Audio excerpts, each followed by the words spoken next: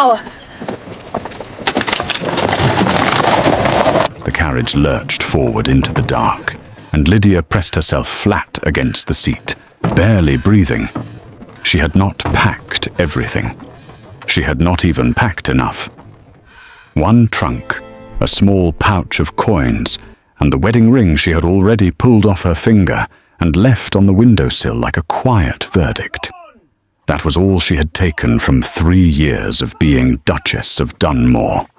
The horses were moving fast. Too fast for the narrow lane behind the estate, but she had told the driver not to slow down for anything, and she had pressed 3 gold coins into his palm to make sure he understood her. She twisted around and looked through the small rear window. Dunmore Hall was still lit. Every window was blazing, and even from this distance, even through the fog and the dark, she could see the front doors had been thrown open. Figures were spilling out onto the steps. Her stomach dropped. They had noticed already. She turned back and gripped the seat with both hands as the carriage hit a rough patch of road and jolted violently. Her hairpins scattered. Her cloak slipped from one shoulder. She did not stop to fix either, because somewhere behind her, a horse whinnied sharply. Then came the sound of hooves. Hard, fast, getting louder. He was coming after her. Calder Dunmore, the most powerful duke in 3 counties, the man who had quietly replaced her with his pregnant mistress without a single word of apology, was now riding through the night to drag her back. And Lydia made a decision in that moment, jaw set, eyes dry, hands gripping the seat so hard her knuckles ached. She wouldn't go back. Not tonight. Not ever. Or faster, she said through the small hatch to the driver. Please, faster. The carriage surged forward and swallowed itself into the darkness. Now here is what I want to know before we go any further. Lydia left that ring on the windowsill and ran into the night with almost nothing. Do you think she was being brave? Or do you think she was being broken? Drop your answer in the comments below. And if this opening already has your pulse running, hit that subscribe button right now, because what Duke Calder does when he realizes she is truly gone will turn this entire story upside down, and you do not want to miss a single second of it. The carriage rattled hard over the old stone bridge, and Lydia finally allowed herself to exhale. She had made it past the Dunmore estate boundary. She could tell by the way the road changed beneath the wheels, smoother now, cutting through open farmland instead of the manicured gravel paths that lined the Duke's property. The torches from the main house were no longer visible through the rear window. The sound of hooves behind her had faded somewhere around the bend past the miller's cottage. She was out. For now. She loosened her grip on the seat edge and flexed her fingers slowly. The skin across her knuckles was red and stiff from holding on so tightly during those first desperate miles. Her hair had come completely undone at some point during the rough stretch of road near the old oak grove, when dark strands fell loose across her face and neck. She pushed them back with one hand and tried to think clearly. She needed a plan. A real one.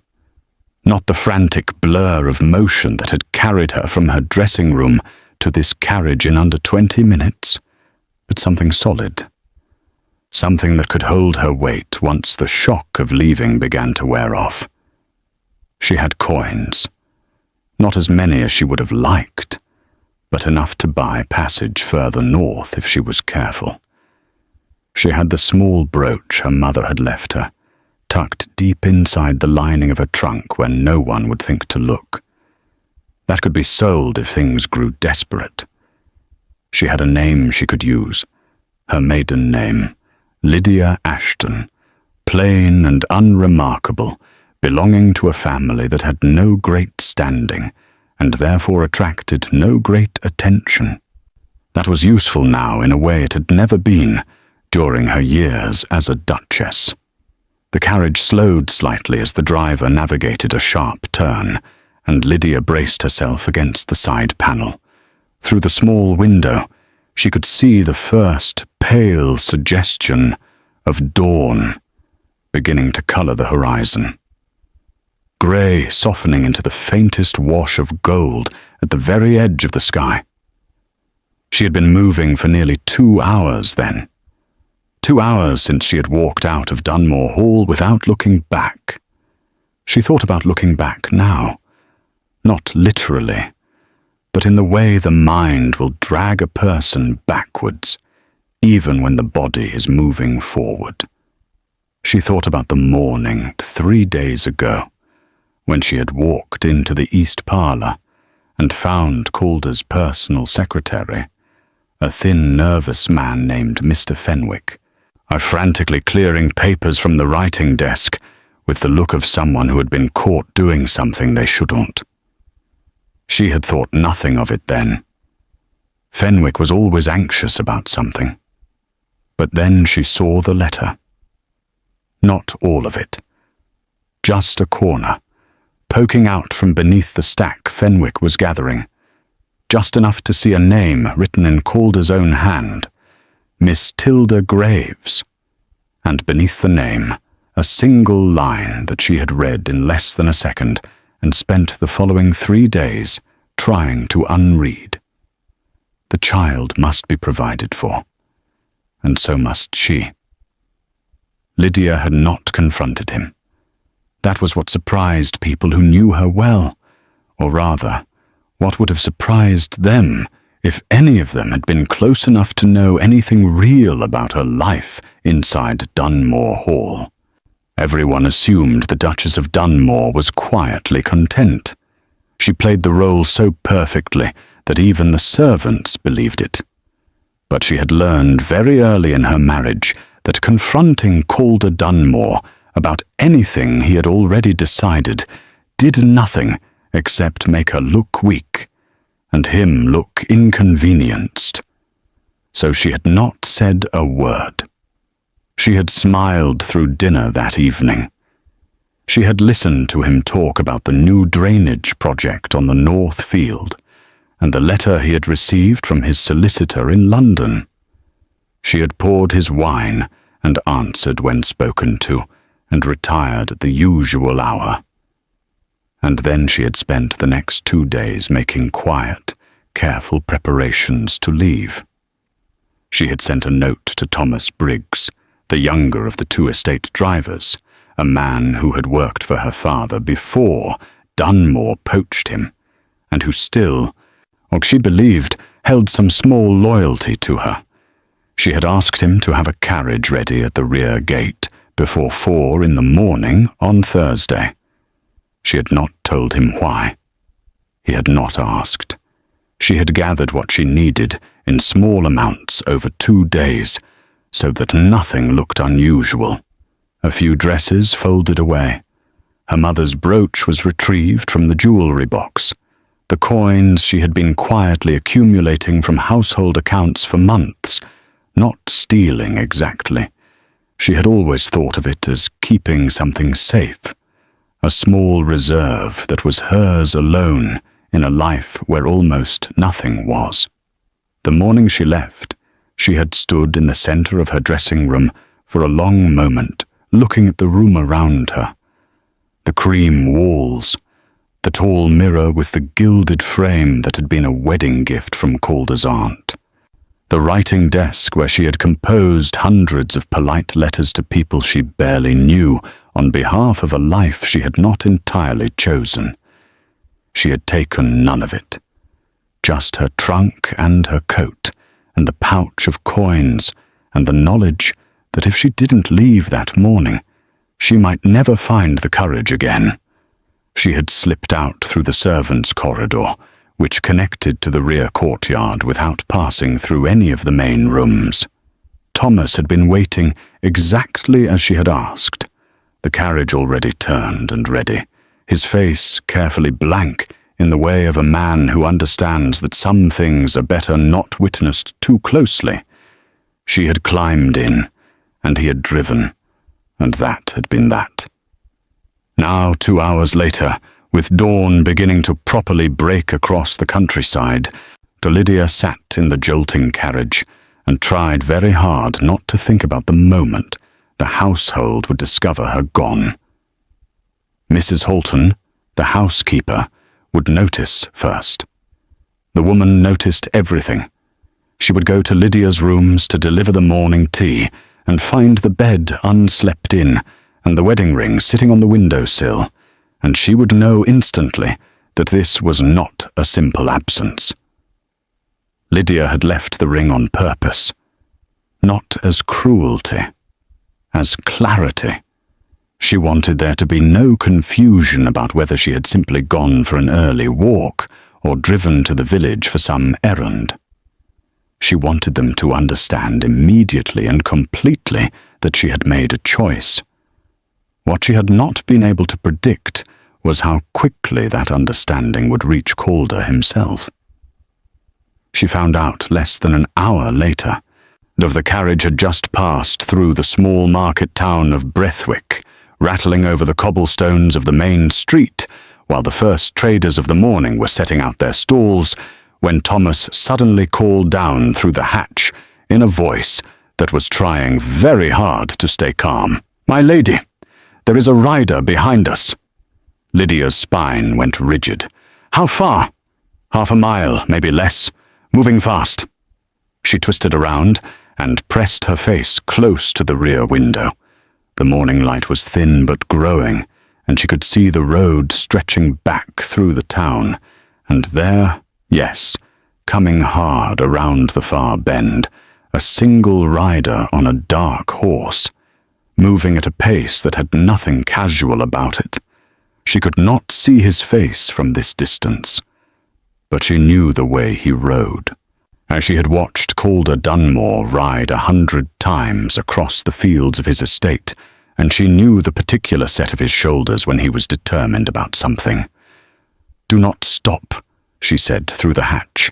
"Whatever happens, Thomas, do not stop this carriage." "Yes, my lady." The horses surged forward. Lydia gripped the seat again and watched through the rear window as the rider gained ground with alarming speed. Calder rode the way he did everything else, with complete and total commitment, as though the possibility of failure had simply never occurred to him as a real option. The gap between them was closing. She looked away from the window and pressed her back against the seat, and made herself breathe slowly. She thought about Tilda Graves. She thought about the line in that letter, as she thought about 3 years of dinners and duties, and a marriage that had always felt slightly too large for her, like a coat made for someone with broader shoulders, and she held all of that in her chest like ballast, and used it to keep herself very, very still. The rider was close enough now that she could hear the hooves even over the noise of her own carriage wheels. And then, just as her heart was climbing into her throat, Thomas took a sharp left turn onto a narrow farm track that cut between 2 fields of early wheat. The carriage lurched violently, tilted for one horrible second, as though it might tip entirely, and then righted itself and kept moving, now on a rougher surface, but hidden from the main road by a dense hedgerow running along the left side of the track. Lydia held her breath.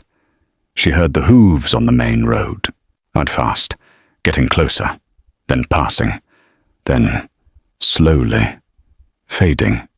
She let the breath out. Thomas brought the carriage to a careful stop after another 10 minutes, pulling into the yard of a farmhouse, where a stout woman in a grey apron was already moving between her outbuildings with a basket of feed. The woman looked at the carriage with mild surprise, and no particular alarm, the way country people look at unexpected things when they have seen enough of life to know that unexpected things are rarely as dramatic as they first appear. Lydia climbed out stiffly. Her legs were unsteady, and her throat was dry, and she was fairly certain she had not eaten anything since the previous afternoon. But she stood straight and addressed the woman with the same composed manner she had used in every difficult situation for the past 3 years. "Good morning," she said. "I wonder if I might trouble you for water, and perhaps some bread. I am traveling north, and my journey has been rather long." The woman looked at her for a moment, taking in the expensive cloak, the undone hair, the shadows under her eyes, and the particular quality of someone who is holding themselves together through sheer determination alone. "Come inside then," the woman said, not unkindly. "You look like you need more than bread." Her name was Mrs. Croft. She had a husband somewhere on the upper fields, and a daughter who had married a blacksmith in the next village, and 2 farm hands who slept above the barn and asked no questions. She gave Lydia bread and cold ham and a cup of strong tea, and did not ask a single thing about where she was going, or why she was traveling alone at dawn with her hair falling down, and her eyes carrying the particular weight of someone who had recently made a very large and irreversible decision. It was at Mrs. Croft's kitchen table, eating bread and listening to the ordinary sounds of a farm waking up around her, that Lydia felt the first real wave of it. Not fear, not grief exactly. Something quieter and more devastating than either. The realization that she had no idea what came next. She had planned to leave. She had not fully planned the after. Thomas came in briefly to say that the rider on the main road had continued north without doubling back, which meant either Calder had not seen them turn off, or he had seen them and chosen a different route to get ahead of them, which was a thought she did not particularly want to sit with. She needed to move again, and she needed to stop moving in a straight line. She asked Mrs. Croft if there was a coaching inn within reasonable distance that was not on the main northern road. Mrs. Croft thought about it. "There's the Harrow and Wheel," she said. "About 6 miles east, just past Colne Crossing. A quiet place. They don't get much passing trade from the main routes." "That will do," Lydia said. She thanked the woman genuinely, pressed 2 coins into her hand over the woman's mild protest, and went back out to the carriage. Thomas helped her in without comment. She settled against the seat as they pulled out of the farmyard and onto a narrow eastward lane. She was still running, but she was running smarter now, and somewhere behind her, Duke Calder Dunmore was still riding. The Harrow and Wheel was exactly the kind of place that did not want to be noticed, and that made it perfect. It sat at the end of a short, unpaved lane off the Colne Crossing, tucked behind a row of old elm trees that blocked it from easy view of the road. The sign above the door faded to near illegibility. The yard was small and quiet, with 2 tired horses already hitched to a post, and a tabby cat sleeping on top of a barrel near the entrance. Everything about the place is ordinary. Everything about it is overlooked. Lydia climbed down from the carriage and told Thomas to stable the horses and rest. He had been driving since before 4 in the morning, and his eyes were red at the edges, though he had not complained once. Nor she pressed more coins into his hand than was strictly necessary, and he accepted them with a nod that carried more meaning than words would have. Inside, the inn smelled of wood smoke and old bread, and the particular damp warmth of a building that had been standing in wet countryside for a very long time. A young woman with a round face and a tight braid was wiping down the front counter, and looked up when Lydia entered, with the expression of someone who was mildly surprised, but not unwelcoming. "I need a room," Lydia said. "Just for today. I may need it through the night as well." "Name?" the girl asked, reaching for a ledger. "Ashton," Lydia said without hesitating. "Miss Lydia Ashton." The girl wrote it down without looking up. "That'll be 1 shilling for the day. 2 if you're staying through supper." "Through supper?" Lydia said. She was given a small room on the first floor with a narrow bed and a window that looked out over the elm trees. The window latch was stiff, and the floorboard near the door creaked loudly when stepped on. But the lock was solid, and the bed was clean, and that was all she needed. She set her trunk against the wall, sat on the edge of the bed, and pressed both palms flat against her knees. She was safe. For now, she was safe. She allowed herself exactly 5 minutes of stillness, counting them out in her head. And then she stood up and began to think, practically because practical thinking was the only kind that was useful to her right now. She needed to decide where she was going, not just away from Dunmore Hall, but towards something specific. She could not simply drift. A woman traveling alone without a clear destination was conspicuous in ways she could not afford. She needed a place, a real one, with people who would not immediately connect the name Lydia Ashton to the missing Duchess of Dunmore. She had one option that she had been turning over in the back of her mind since the previous night. Her mother's younger sister, Aunt Prudence, had moved north to the town of Harwick several years ago after her second husband passed. Prudence Holt was a small, fierce woman of 60 who kept a modest house, minded her own affairs aggressively, and had always regarded Lydia's marriage to a duke with a combination of pride and private suspicion.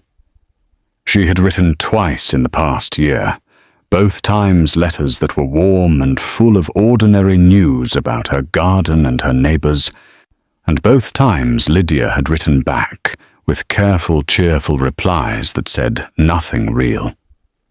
Prudence did not know the truth of things inside Dunmore Hall, but she was sharp enough that she had probably suspected something was not quite right. And more importantly, she was the kind of woman who would open her door without asking too many questions and deal with the questions later, quietly, over tea. Harwick was 4 days' travel north by carriage. Lydia could do it in 3 if they moved steadily and did not lose time to bad roads. She pulled out the small writing set she had packed in the top of her trunk and sat at the narrow desk beneath the window. She wrote a short letter to Prudence, not explaining everything, not yet, but enough. She is coming. She needs somewhere quiet to stay for a while. She hopes that is acceptable. She was well, but she needed to leave. She will explain more when she arrives. She sealed it, addressed it, and went back downstairs to find the innkeeper, a heavy-set man named Mr. Doyle, who appeared from a back room smelling of pipe smoke, and seemed surprised to have a guest requiring actual assistance. She asked if there was a way to send a letter north to Harwick with some urgency. Mr. Doyle scratched his jaw. "Post rider comes through tomorrow morning," he said. "Goes north. Could carry it for you." "Tomorrow morning is fine," she said. She handed him the letter, along with a coin for the trouble, and went back upstairs. She was halfway up the staircase when the front door of the inn opened behind her. She froze. 2 men walked in, both in riding clothes, both dusty from the road. One was short and fair-haired, but the other taller with a dark beard and the kind of broad shoulders that suggested he was accustomed to physical work. Neither of them was Calder. She could tell that from even this partial glance. She made herself continue up the stairs at a normal pace and did not look back. Inside her room, she locked the door and stood with her back against it for a moment, waiting for her heartbeat to settle. She was going to have to stop reacting to every sound and every door. At this rate, she would exhaust herself before she even reached Prudence's house. She ate a small supper, brought up to her room by the round-faced girl, whose name turned out to be Nettie, and who seemed constitutionally unable to deliver a meal without also delivering a small piece of local news along with it. What this evening's offering was that the blacksmith in the next village had apparently shod a gentleman's horse that morning in a terrible hurry. A very fine horse it was, too. The gentleman had barely stopped long enough to pay before riding on north. And wasn't that interesting? Lydia kept her expression perfectly neutral. Quite interesting, she agreed. After Nettie left, she sat very still for a long moment. He was moving north. He had guessed north, which meant he either knew something or he was working from logic, because north was the direction most people fled when they were leaving this part of the county and had nowhere specific in mind. He did not know about Prudence. She was almost certain of that. But in 3 years of marriage, she had mentioned her aunt perhaps twice, and never in any detail that would have lodged itself in Calder's memory. But he was close, much closer than she had hoped. She made a decision. She would not wait for the post rider in the morning. She would leave tonight, well before dawn, and she would not go directly north. She would go northeast first, through Marl Field, and then curve back toward the northern road only after she had put more distance and more misdirection between herself and whoever Calder had followed her trail. She went to bed without undressing, lying on top of the covers with her cloak still on and her boots set close to hand, and she told herself she would sleep for 3 hours and then wake and go. She was asleep in under 2 minutes, which told her more about how tired she was than she had allowed herself to acknowledge. She woke, as she had intended, while it was still fully dark. The inn was quiet. She could hear nothing from the rooms on either side of her. She gathered her things quickly, tucked everything back into the trunk, and slipped out of her room with the careful deliberateness of someone who had spent years learning to move through a large house without making noise. The downstairs was empty. She left the correct coins on the counter for Mr. Doyle, along with a brief note of thanks, then slipped out through the side door into the yard. Thomas was already awake. She found him sitting on an upturned bucket outside the stable, eating something wrapped in cloth. And when he saw her appear out of the dark, he simply stood up and began hitching the horses without a word. She could have wept with gratitude. She did not. They were moving within 15 minutes, rolling out of the yard quietly and onto the lane, the horses' hooves muffled somewhat by the soft earth of the unpaved track. The sky was absolutely black above the elm trees.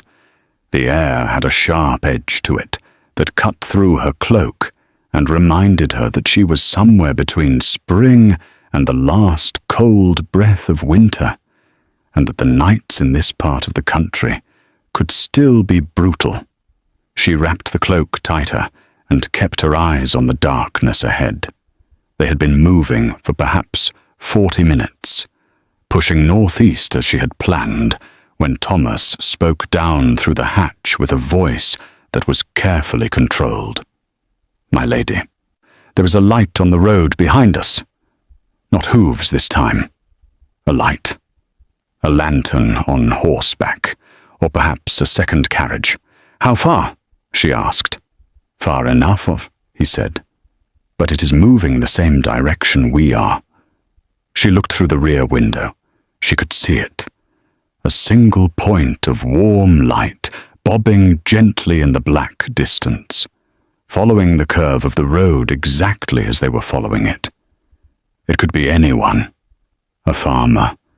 A night traveler with entirely ordinary business. It did not have to be connected to her at all. She told herself this firmly, and then she told Thomas to take the next available turn, regardless of where it led, and she settled back into the seat and gripped the edge of the cushion and reminded herself that she had already come this far. She had already come this far, and she was not going back.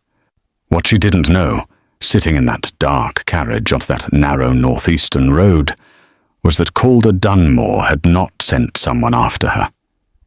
He had come himself, and he had brought with him 2 men she didn't know, and 1 man she did, Lord Percy Ashby, Calder's oldest friend, and the one person in the Duke's circle who had always looked at Lydia with something that resembled genuine human concern. Percy had tried to talk Calder out of this pursuit. She would learn that later. He had argued, apparently with some heat, that if the Duchess had left of her own free will, then perhaps that was a choice that deserved to be respected. Calder had looked at him with an expression Percy would later describe as the one he made when he had already decided something, and the rest of the conversation was simply noise. And then he had ridden out. Percy had followed because Percy always followed Calder into the things he shouldn't be doing, on the private theory that someone with sense ought to be present when it all went wrong. The second man was Calder's head groom, Silas, a lean, weathered man of 50, who could track a carriage wheel across dry stone if he had to, and who regarded this entire situation with the blank, professional focus of someone being paid to do a job and not being paid to have opinions about it. The third was a younger man named Fletcher, recently hired as a footman, but built more like a boxer, who Calder had brought along for reasons that Percy found somewhat alarming and chose not to examine too carefully. 4 men on horseback, moving through the dark, following a woman who had done nothing wrong except refuse to be quietly erased. And Calder Dunmore, riding at the front of this small, grim procession with his jaw set and his eyes fixed on the road ahead, was telling himself something that was not entirely honest. He was telling himself that he was bringing her back because it was the proper thing to do. Because a duchess disappearing from her husband's house was a scandal that would damage the family name and create difficulties he could not afford. Because there were practical reasons, social reasons, legal reasons why she needed to come back. He was telling himself all of this with great conviction. He was not examining, not yet, the fact that he had been awake for 20 straight hours, that he had ridden out himself instead of simply sending Silas, that when Mrs. Halton had brought him the wedding ring from the windowsill and placed it in his hand without a word, he had stood holding it for a long time, in a way that had nothing to do with practicality or scandal or the family name. Percy, riding just behind him, watched his old friend's back in the darkness and said nothing. He had known Calder Dunmore for 20 years. He had seen him negotiate land deals with the cold precision of a man who felt nothing. He had seen him chair difficult meetings and dismiss difficult people and move through difficult situations without any apparent emotional cost. He had never seen him ride through the night for anything. Percy kept his thoughts to himself and rode on. The northeastern road narrowed steadily as dawn began to press against the edges of the sky, and Lydia watched the light come up with the exhausted relief of someone who had spent the dark hours counting every sound. Thomas had taken 3 turns since she had spotted the lantern behind them, pulling off the main track twice and waiting in silence among trees until the distant light had passed or disappeared, then doubling back with the careful patience of a man who understood that getting this right mattered more than getting there quickly. By the time genuine daylight arrived, pale and watery through a covering of thin cloud, Lydia was fairly certain they had lost anyone who might have been following them. She was also completely uncertain of where exactly they were, but Thomas climbed down to check the horses, and she climbed out to stand on the road and look around. They were in a shallow valley, fields on both sides just beginning to show green, a cluster of farm buildings visible about half a mile to the west, and a church spire rising somewhere further east.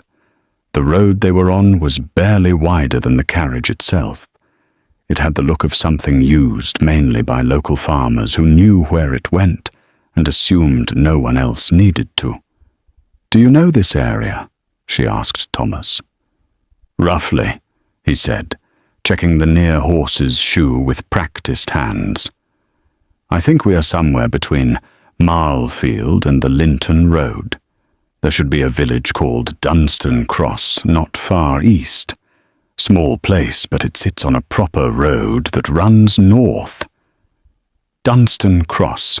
She did not know it, which was probably good. "How are the horses?" she asked. "Tired," he said honestly.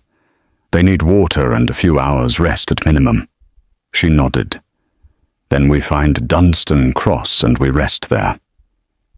They found it in under an hour, a small stone village arranged around a market square that was just beginning to fill with the unhurried activity of a Thursday morning.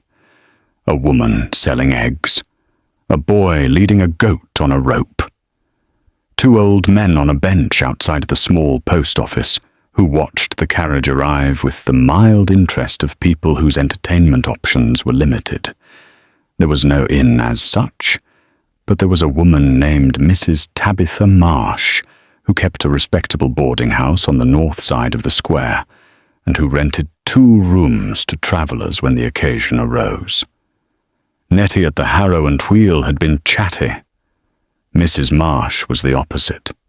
She was a brisk, narrow woman of about 50, with quick eyes and an efficient manner, who showed Lydia to a clean room, told her the horses could be stabled in her nephew's yard 2 doors down, and asked no questions whatsoever beyond whether she took sugar in her tea. Lydia could have kissed her. She slept for 4 hours. Real sleep this time, not the light, uneasy half-rest of the previous night, but something deeper, pulled down into it by pure physical exhaustion. When she woke, the light through the window had shifted to midday, and she lay still for a moment, listening to the quiet sounds of the village outside, before remembering everything and sitting up. The room was undisturbed. The trunk was where she had left it. The door was still locked. She breathed out slowly and got up. Downstairs she found that Mrs. Marsh had left a covered plate on the kitchen table without being asked, cold chicken and bread, and a small pot of mustard, and there was tea still warm in the pot. Also at the kitchen table, which surprised her slightly, was a young woman she had not seen before. Perhaps 19 or 20, with copper-red hair pinned up imperfectly and an ink stain on her left hand, and the look of someone who was either very tired or very worried, or possibly both. The young woman looked up when Lydia came in. "Oh," she said, "you must be the traveller. I am Clara. Mrs. Marsh is my great-aunt. I am staying here for a few weeks." She paused. I am not normally this pale. I have had a difficult month." "I am Lydia," Lydia said, sitting down across from her and reaching for the teapot. "I have also had a difficult month." Clara looked at her with the directness of someone who was too tired to bother being indirect. "Are you running from something?" Lydia looked back at her with the same quality of tired directness. "Are you?" Clara considered this for a moment. "Yes," she said. "Then we understand each other," Lydia said, and poured her tea. Clara Fenshaw, as it turned out, was the daughter of a minor landowner in the south who had recently discovered that the man she was engaged to marry had debts so catastrophic that her father's entire estate was effectively being offered up as collateral for them, with or without her consent. Her father was not a villain exactly, just a frightened man who had run out of better ideas. Clara had disagreed with this solution strongly enough to pack a bag and appear on her great-aunt's doorstep, which Mrs. Marsh had accepted with the same brisk equanimity she appeared to apply to everything. Clara told all of this in a flat matter-of-fact way that suggested she had processed most of the emotion already and was now in the practical stage. Lydia listened without interrupting. When Clara finished, she looked at Lydia expectantly. Lydia gave her the simplest version. Married to a duke. Husband had a pregnant mistress. Mistress had been installed in the house. She had left before she could be formally pushed out, which she had known was coming. Clara's eyes went wide. "A duke?" she said. "Yes." "And he let you just leave?" "He did not know I was leaving until I was already gone," Lydia said. "And I am not entirely sure he has stopped trying to find me." Clara absorbed this. Then she said, with a practicality that Lydia found immediately admirable, "Then you should not stay here more than a day. If someone is looking for you, they will ask at inns and boarding houses along the northern routes, and eventually someone will remember a well-dressed woman traveling alone." "I know," Lydia said. "I am leaving tomorrow morning." "Where are you going?" "North, to my aunt's house in Harwick." Clara nodded slowly. Then she said, "My great-aunt has a cousin in a town called Brentfield. That is roughly on the way to Harwick. She might write you a letter of introduction. Or people ask fewer questions about a woman who arrives with a letter." Lydia set down her teacup and looked at this young, red-haired woman with the ink-stained hand and the exhausted eyes, and felt something she hadn't felt in a very long time inside her marriage. The simple, uncomplicated warmth of being helped by someone who had no reason to help her and was doing it anyway. "Thank you," she said, and meant it completely. Mrs. Marsh agreed to write the letter with the same unquestioning efficiency she brought to everything else. Lydia spent the rest of the afternoon in her room, writing out careful notes about the route north, calculating the money she had left, and thinking through what she would say to Prudence when she arrived. She would need to be honest, not completely, not all at once, but honest enough. Though Prudence was too sharp to be managed and too kind to need managing. Early in the evening, just as she was considering going downstairs for supper, she heard it. Horses. More than one. Moving through the village square at a pace that was not casual, she went to the window and looked out from the side, keeping herself back from the glass. 4 riders were crossing the square below, slowing as they entered it, looking around with the alert, scanning manner of people who were searching for something specific. She recognized the dark horse immediately. She would have known that horse anywhere. She had watched Calder ride it across his own fields 100 times. Her hand, pressed flat against the wall beside the window. He was here. He had found Dunstan Cross. She did not know how. Perhaps someone on the road had seen the carriage turn east, and perhaps Silas, whoever he was tracking with, had found the wheel marks. It did not matter how. What mattered was that he was in the square below, and she was standing 20 feet above him in a borrowed room in a village she had arrived at by accident. She watched him rein the horse to a stop and speak to one of the men beside him. She could not hear the words, but she could see the quality of his focus, the way he was looking at the buildings around the square with the systematic attention of a man who was going to check every one of them. She stepped back from the window. She needed to move, right now, before he started knocking on doors. She grabbed her trunk, grabbed her cloak, grabbed the small bag with her coins, and went into the corridor. She went to the back staircase that Mrs. Marsh had shown her earlier, the narrow one used by the household, and came down into the back kitchen. A young kitchen girl named Bess was standing at the stove and looked startled. "Is there a way out through the back?" Lydia asked her quietly. Bess stared.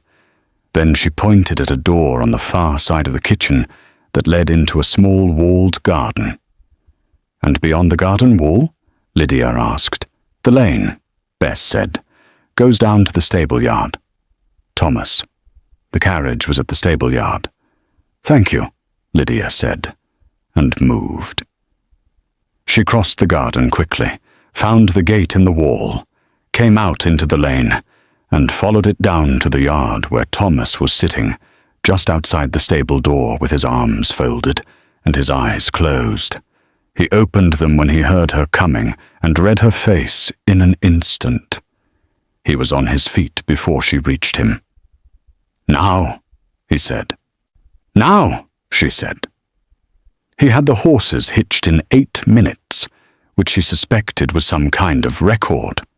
She climbed into the carriage, and he drove them out of the yard through the back lane, which curved around behind a row of cottages, and came out on the north side of the village, well away from the main square. As they cleared the last cottage and hit the open road, Lydia looked back.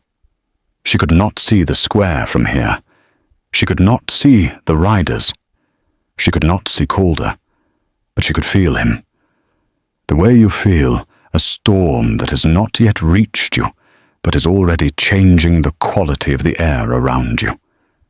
Present, inevitable, coming.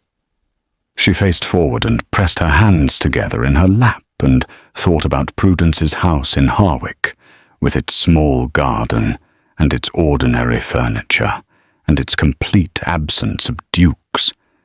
And she used that image like a lantern in the dark, something to move toward, something to keep her eyes fixed on while everything else shifted and threatened and pressed in close around her.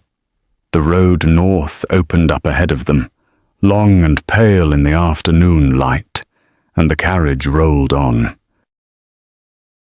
The road to Brentfield was longer than the map suggested, and rougher than the season had any right to produce, and by the time the carriage rolled into the town's main street, the afternoon light was already beginning to flatten into the golden grey of early evening.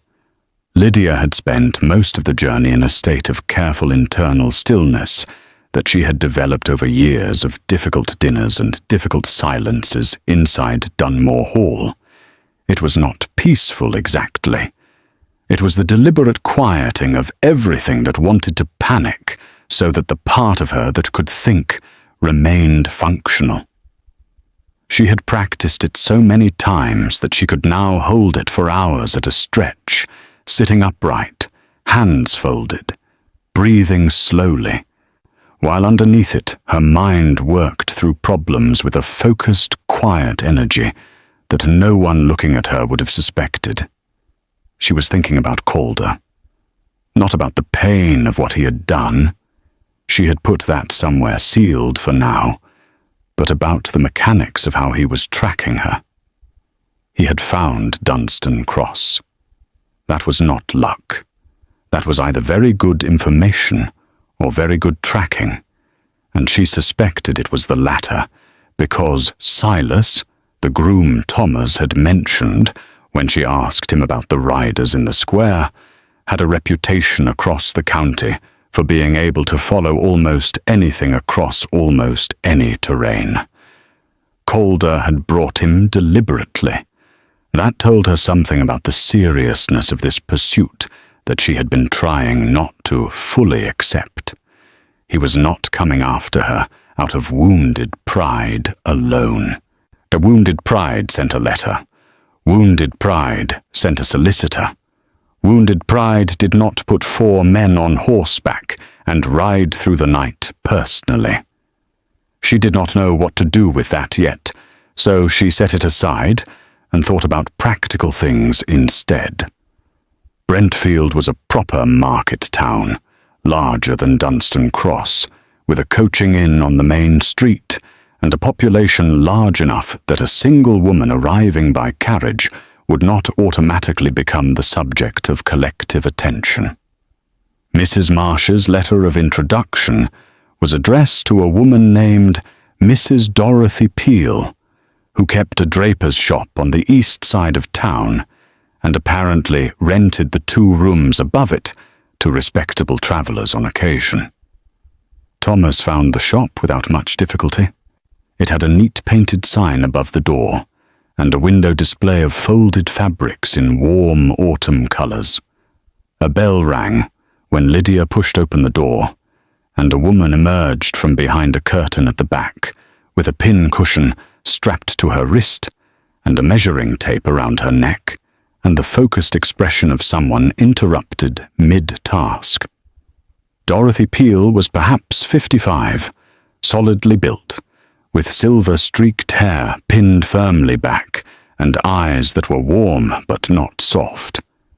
She read Mrs. Marsh's letter with the attention of someone who read carefully as a matter of principle, then looked up at Lydia with a frank, assessing gaze that Lydia met steadily. "You need the rooms," Mrs. Peel said. It was not quite a question. "Just for tonight," Lydia said. "I am continuing north tomorrow." Mrs. Peel nodded once, or as though something had been confirmed rather than decided. "The rooms are clean. Supper is at 7. Breakfast at 6:30 if you are leaving early." She paused. "The rooms are at the back of the building. There is no view of the street from them." The way she said it, with a small, deliberate emphasis that she did not explain, told Lydia that Mrs. Marsh had included more in that letter than a simple introduction. "That suits me very well," Lydia said. She was shown upstairs by a young assistant from the shop, a thin girl named Agnes, who had the quality of someone who heard everything and repeated nothing, which Lydia decided to take as a good sign. The rooms were indeed at the back, looking out over a small courtyard and the rear walls of the buildings behind. Quiet, invisible from the main street. Exactly what she needed. She washed her face and hands in the basin on the dresser and looked at herself in the small mirror above it. She looked tired. That was the most honest assessment. Not broken, not undone, but tired in the deep way that comes not just from lack of sleep, but from sustained effort over a long time. She had been carrying the weight of her marriage alone for 3 years, managing every difficulty with a smooth surface that showed nothing, and that kind of invisible effort accumulated in a person the way small debts accumulate, quietly and then all at once. She straightened up, pinned her hair back properly for the first time since she had left Dunmore Hall, and went down to supper. The supper table was in a small dining room behind the shop, and it was occupied, to Lydia's mild surprise, by 3 other people besides herself and Mrs. Peel. Oh, there was a clergyman named Reverend Holt, no relation to her aunt, who was travelling south to take up a new parish, and who seemed entirely absorbed in a private theological anxiety that he was not sharing with the table, but which expressed itself in small sighs between mouthfuls. There was a sharp-faced merchant named Mr. Garvey, who sold cloth, and who had an opinion on everything, and the confidence to share all of them without invitation. And there was a quiet older woman named Mrs. Beatrice Lorne, who sat at the far end of the table and ate with the concentrated attention of someone for whom a good meal was a serious and pleasurable matter. Lydia positioned herself between Mrs. Lorne and Reverend Holt, and engaged just enough in the conversation to appear normal without drawing any particular focus to herself. She let Mr. Garvey dominate the talking, which he did naturally and enthusiastically, and she asked Mrs. Lorne a few questions about her journey, and she listened to Reverend Holt's sighs with the politely sympathetic expression she had perfected over years of formal dinners. Nobody asked her anything significant. Nobody looked at her with recognition or suspicion. She was simply a woman passing through, unremarkable in the best possible way. After supper, she excused herself early, saying she needed rest before an early departure, and went upstairs. She was halfway through reviewing her route notes when she heard a commotion from the direction of the main street. Not loud exactly, but present. Voices, the particular quality of several people talking at once in the way that happens when something has caught public attention.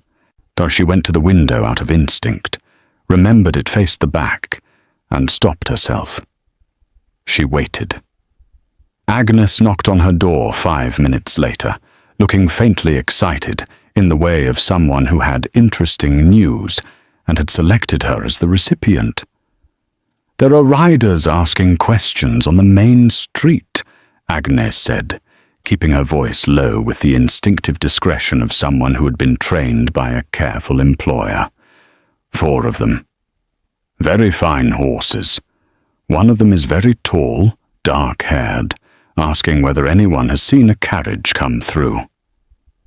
Lydia's whole body went completely still for 1 moment. Then she nodded calmly. "Thank you, Agnes," she said. Agnes hesitated. "Mrs. Peel says to tell you that she told them no carriage had stopped here today, and that she knew nothing about any lone woman traveller." Something moved through Lydia's chest, gratitude so sharp it was almost painful. "Please tell Mrs. Peel I am very grateful," she said. Agnes nodded and disappeared. Lydia sat back down on the edge of the bed and pressed her hands together and tried to think without the panic that was now pushing hard against the careful stillness she had been maintaining all day. He had found Brentfield. She had been here less than 3 hours and he had already found the town, which meant he was not following her trail with the slow, methodical patience she had hoped for.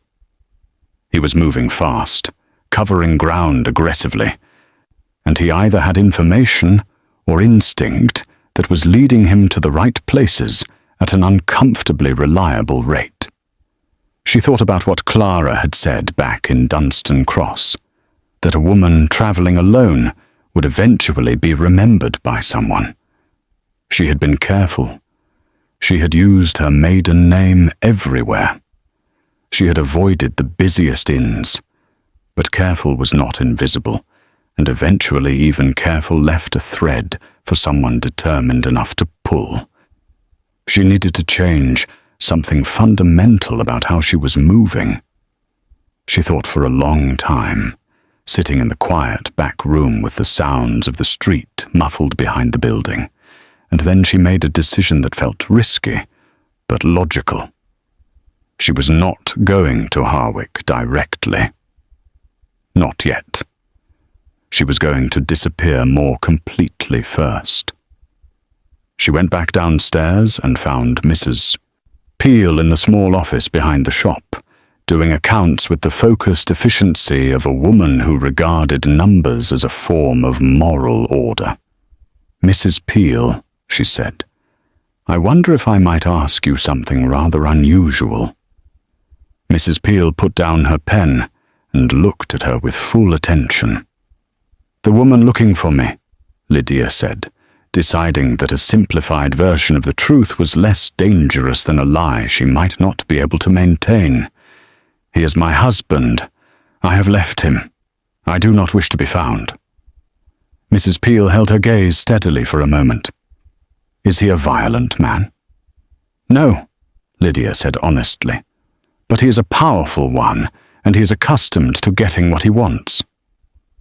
Mrs. Peel was quiet for a moment. Then she said, "My sister lives in a village called Tenwick, 15 miles northeast of here, well off any main road. Or she takes in sewing work and has a spare room.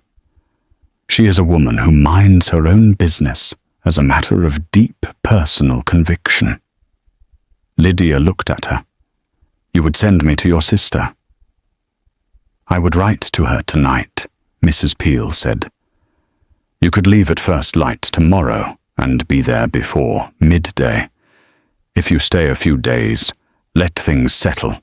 Whoever is looking for you might conclude you went a different direction entirely." It was a good plan.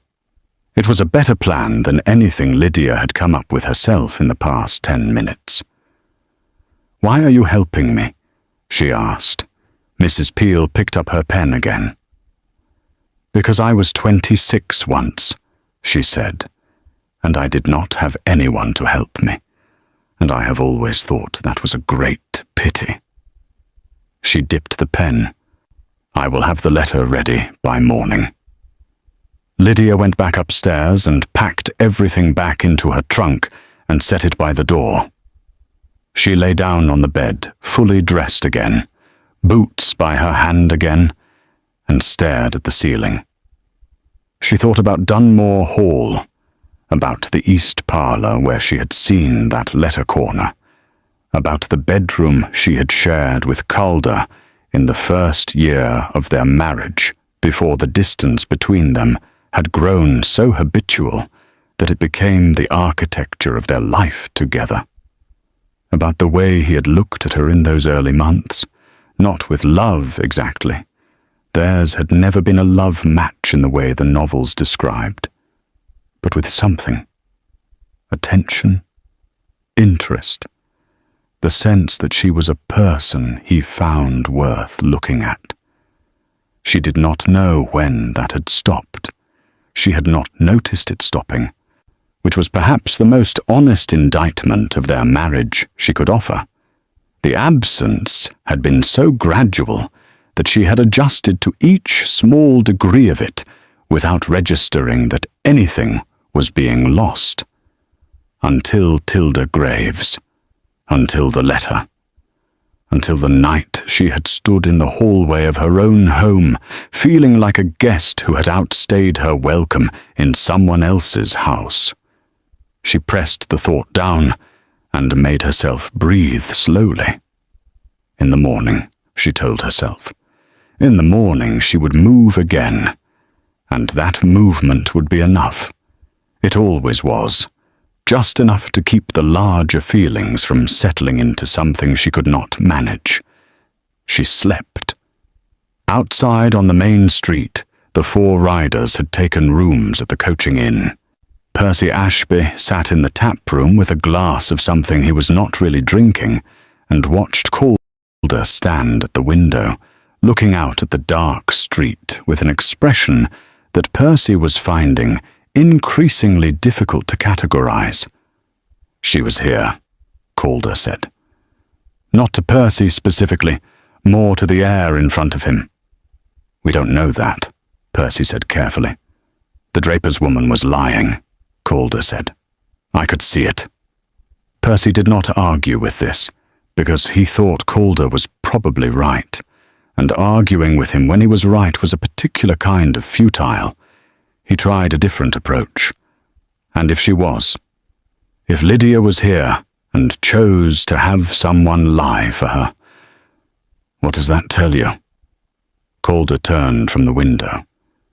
In the warm light of the tap room, he looked exhausted, though he would not have admitted it. He looked like a man who had ridden very far on something that he had not yet named honestly even to himself. It tells me she is more afraid than I realized, he said. Or more determined, Percy said quietly. Calder looked at him for a long moment. Then he turned back to the window. Silas had already told them she had gone northeast out of Dunstan Cross, which meant she was not heading straight north as Calder had first assumed. She was moving in a pattern designed to confuse, doubling back, changing roads, using secondary routes. It was clever. More clever than he had expected, which shamed him slightly because it told him he had underestimated her, which was apparently something he had been doing for some time without noticing. Fletcher was asleep upstairs. Silas was doing whatever Silas did at night, probably communing with the horses in some private language only he understood. Percy was sitting across from him, trying to be reasonable, which Calder found irritating, because Percy was usually right. "Go to sleep," Calder said. "We leave at dawn." Percy stood up. He paused. "Calder, when you find her. And I am saying when, because I know you and I know you will. What exactly are you planning to say to her?" Calder did not answer. Percy watched him for a moment longer, and then went upstairs. Calder stayed at the window until the last light in the street had gone out. Tenwick was the kind of village that existed in a comfortable state of not quite being on the way to anywhere, which had historically been its greatest inconvenience, and was now, from Lydia's perspective, its single greatest virtue. Mrs. Peel's sister was named Frances Dodd, and she was so different from Mrs. Peel in physical appearance that it was difficult to believe they had grown up in the same house. Where Mrs. Peel was solid and brisk, Frances Dodd was small and soft-spoken, and moved through her cottage with the unhurried quiet of a woman who had arranged her life around what she loved and eliminated everything she didn't. Her cottage was full of fabric and thread, and half-finished sewing projects stacked on every available surface, and it smelled of lavender and wood shavings, and something sweetly herbal that Lydia could not identify. She read her sister's letter, looked at Lydia with gentle, direct eyes, and said, "You look like you have not properly stopped moving in several days." "I have not," Lydia said. "Then you will stop now," Frances said, as though it were simply a matter of deciding. "Come in." There were 2 other people in the cottage when Lydia arrived. One was a girl of about 14 named Polly, who helped Frances with the heavier household work, and who had the cheerful, incurious energy of someone who found people interesting without needing to know their business. The other was a man named Graham Dodd, Frances's son, who appeared from the small workshop attached to the side of the cottage where he made and repaired furniture. A large, quiet young man of about 25 with sawdust on his forearms and a handshake that was very gentle for a man his size. Graham looked at Lydia's carriage and at Thomas and said, without being asked, "I can put the carriage in the back. There is a track behind the workshop. It would not be visible from the lane." Lydia looked at him. "Has your mother explained my situation?" "She said you needed to be somewhere quiet where people were not going to talk about you," Graham said simply. "That is enough." Thomas drove the carriage around to the back track and Graham helped him settle the horses in the small barn behind the workshop. And just like that, Lydia's primary means of escape was hidden from any casual observation of the lane, or she noticed this with a mixture of relief and a faint, private acknowledgement that she was now more dependent on the kindness of strangers than she had ever been in her life. This was not a comfortable feeling for a woman who had spent 3 years being determinedly self-sufficient within a situation that did not actually allow for self-sufficiency. But she made herself accept it, because the alternative was foolish pride, and she could not afford foolish pride right now. Francis fed her, showed her to a small room at the back of the cottage that had a narrow bed and a window overlooking a kitchen garden, and left her to rest. Lydia slept again, heavily, and when she woke, the light through the window was the long, golden light of late afternoon, and she could hear Polly singing something tuneless in the kitchen below, and the rhythmic sound of Graham working in the workshop, and it was so ordinary and so peaceable that for a moment she simply lay still and let it wash over her. Then she got up and went downstairs and asked Francis if she could help with anything. Francis looked at her for a moment. "Can you sew?" "Yes," Lydia said.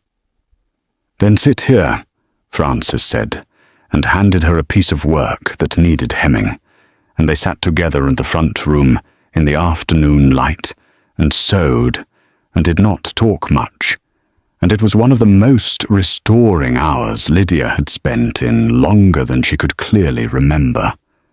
After supper, which was simple and good, Francis asked her where she was ultimately headed. "Harwick," Lydia said. "My aunt lives there. Prudence Holt." Francis nodded. "That is another 2 days from here, at a comfortable pace. But you should wait. Not long. 2 or 3 days. Let whoever is following you lose the trail." "I am afraid that he is very good at finding trails," Lydia said. "Men always think they are," Francis said, with a quietness that suggested personal experience. "But trails go cold when people stop leaving them. Stay still for a few days. Be invisible. Let him exhaust himself looking in the wrong places." Lydia thought about this. Staying still went against every instinct she had developed over the past several days of constant movement. But Francis was not wrong. But every time she moved, she risked being seen by someone who might later remember her to the right person with the right questions. Stillness, genuine invisibility, might do more for her now than any amount of clever rooting. She agreed to stay for 3 days. She spent those days in a rhythm that felt almost shockingly normal, given everything.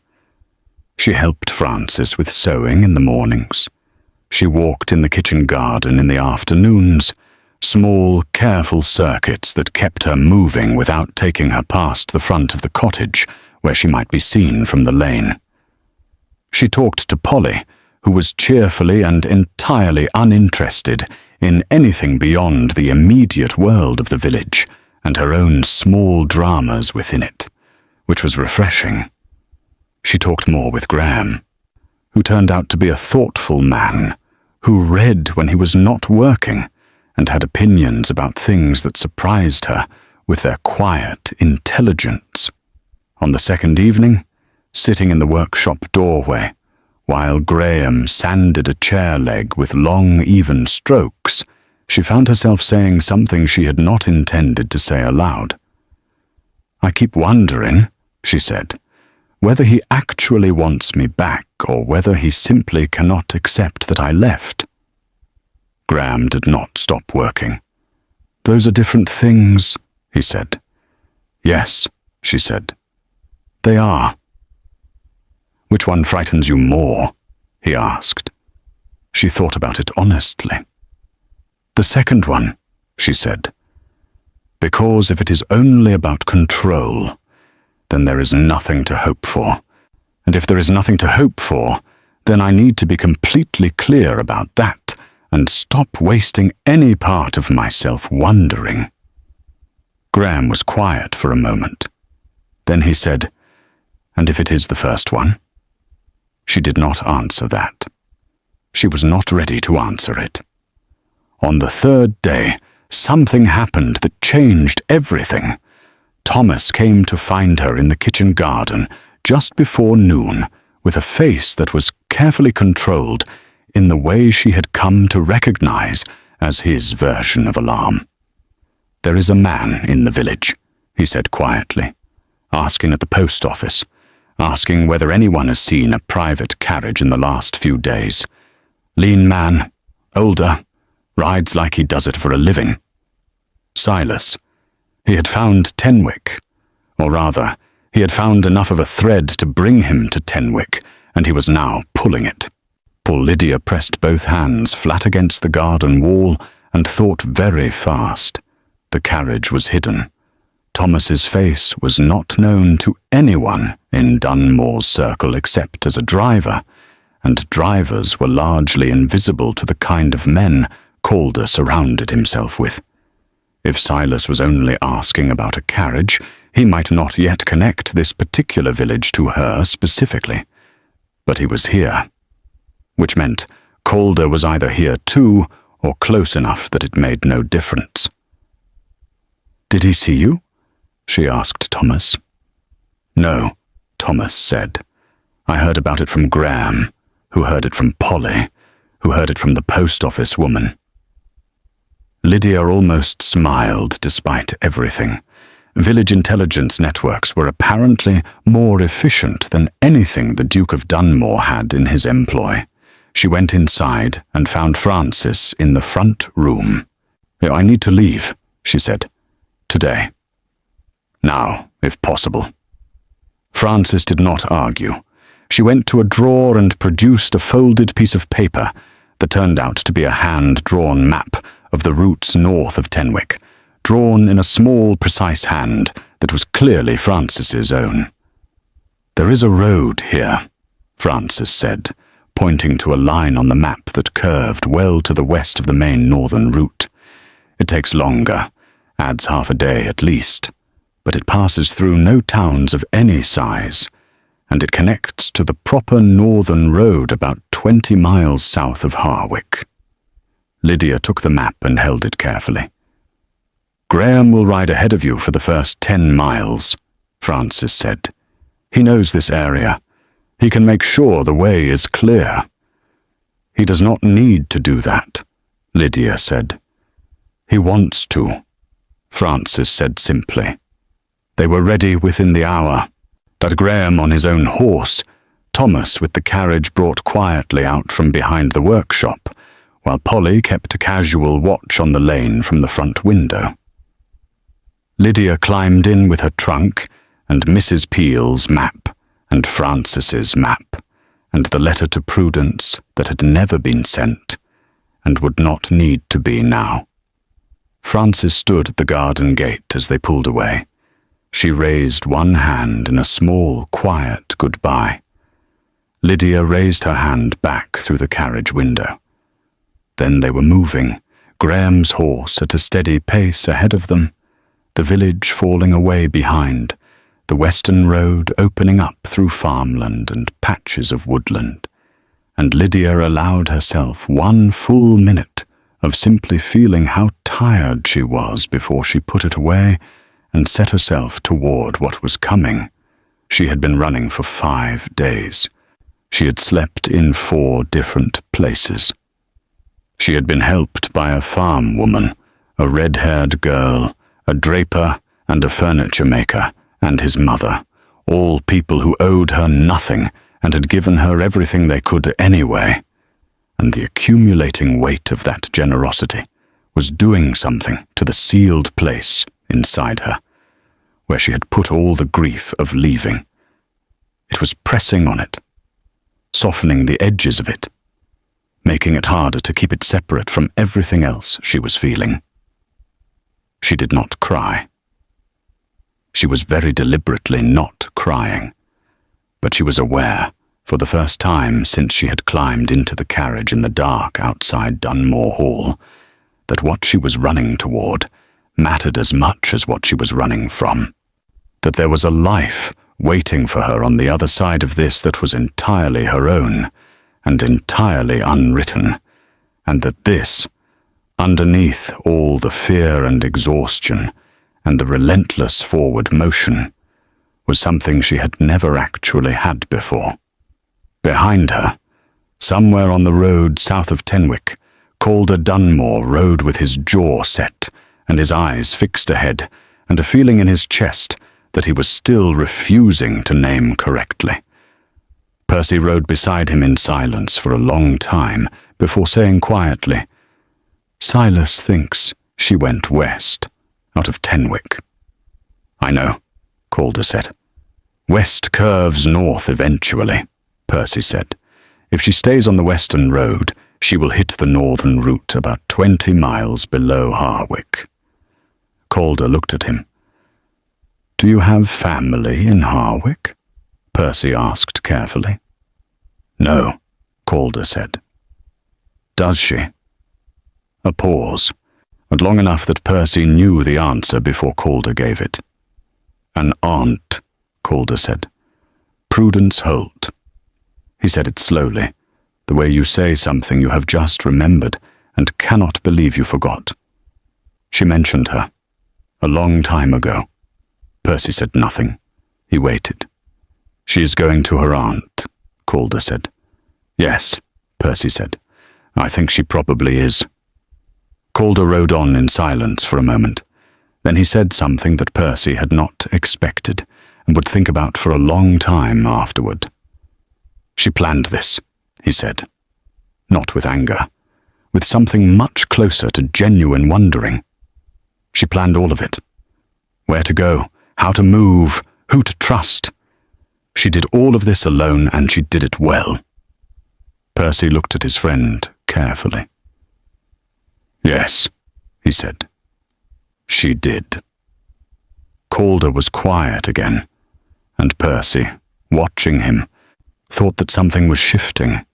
Something in the way Calder held himself on the horse, in the quality of his silence, in the particular look that had replaced the grim, relentless focus of the past several days.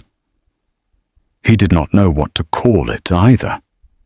But it did not look like a man who simply wanted to retrieve something that belonged to him. It looked like a man beginning to understand what he had lost. And the distinction, Percy thought, mattered enormously. The northern road opened wide as the last afternoon light stretched thin across the sky, and Lydia felt something loosen in her chest when Harwick finally appeared on the horizon. Chimney smoke first, then rooftops, then the comfortable shape of a town that had never wanted to be more than what it was. Ordinary, quiet, safe. Prudence Holt's house sat on Wren Lane, one road behind the market square. A narrow stone cottage with a fading red door and a rose bush cut back for winter that had not yet fully returned.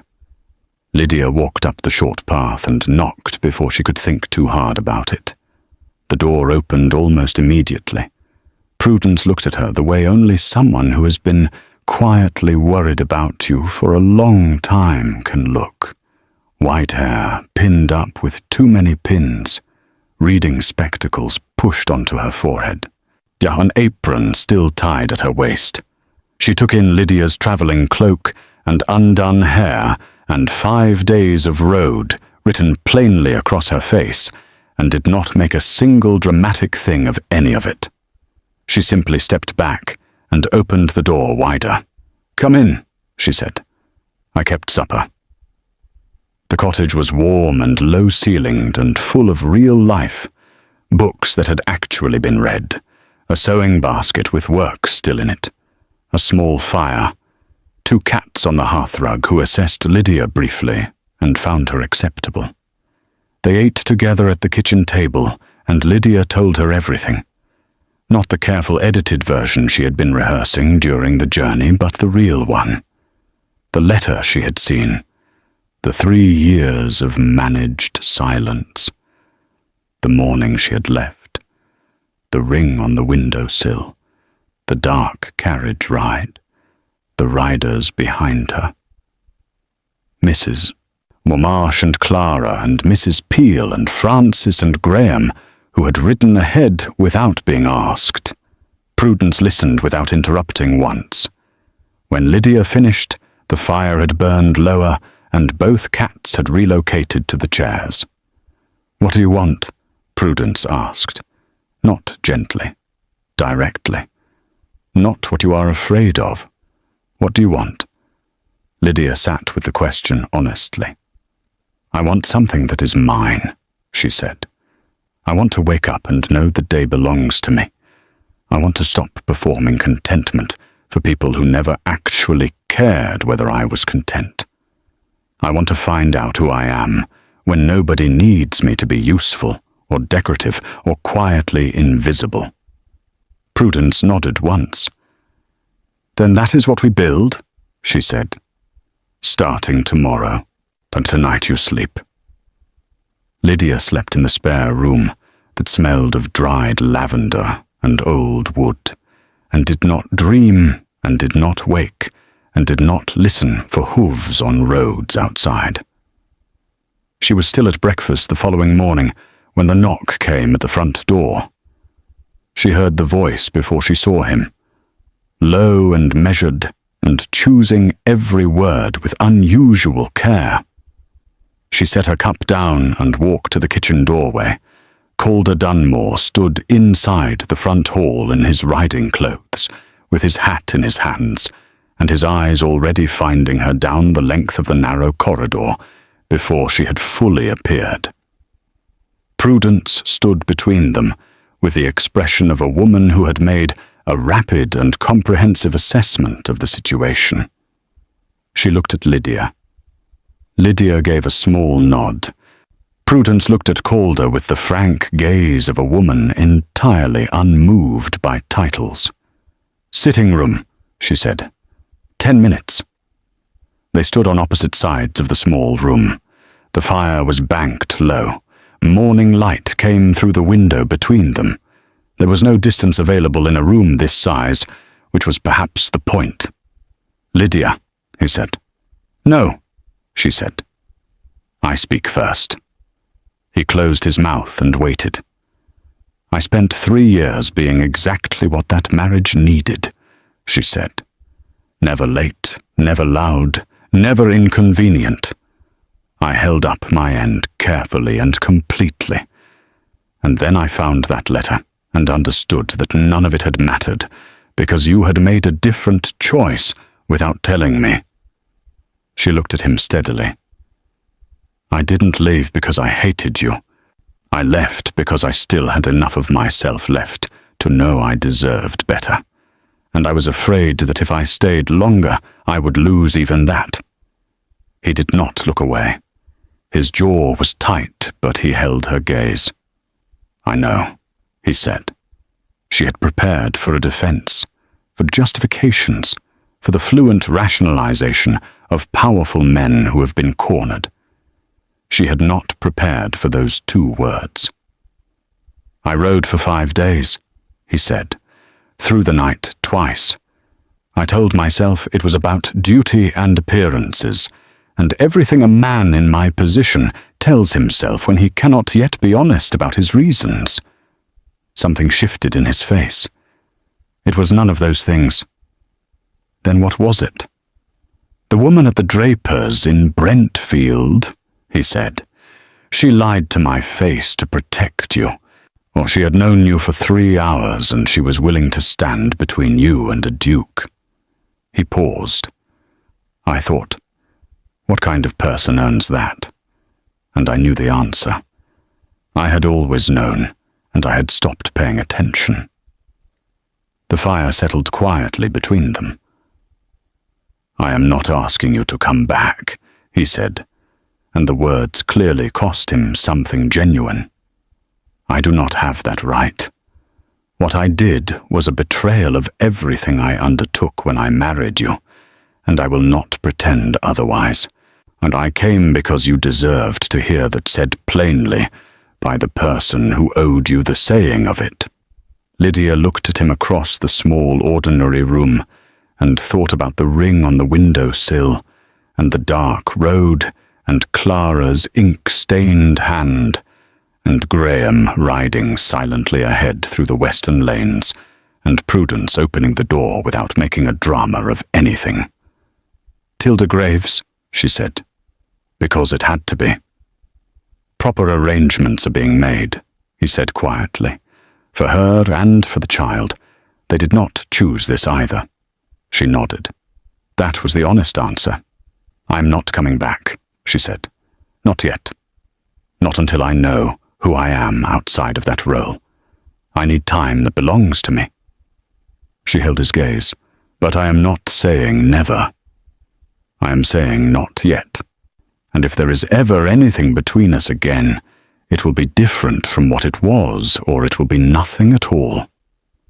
"Different," he said, as though committing to the word rather than repeating it.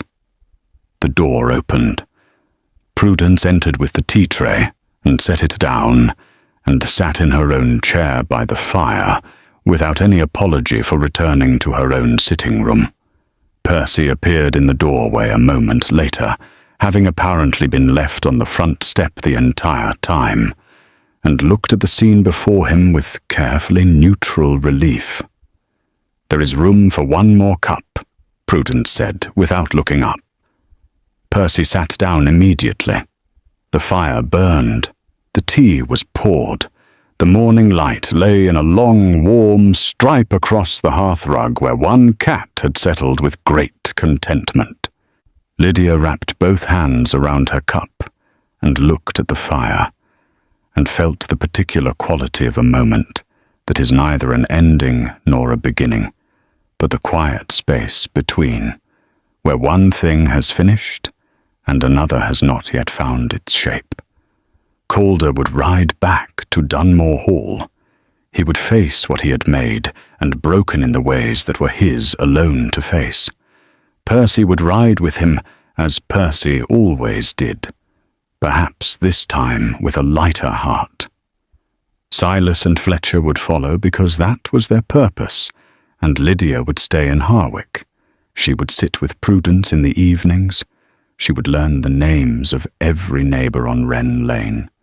She would write real letters and receive real ones.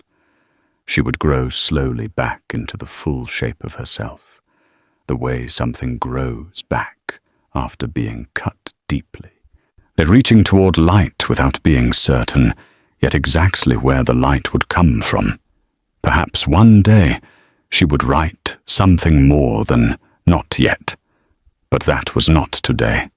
Today she drank her tea in the warm morning of her aunt's cottage, and let herself simply be somewhere she had chosen, somewhere that belonged to her, somewhere she had found entirely on her own. And for the first time in 3 years, that was more than enough.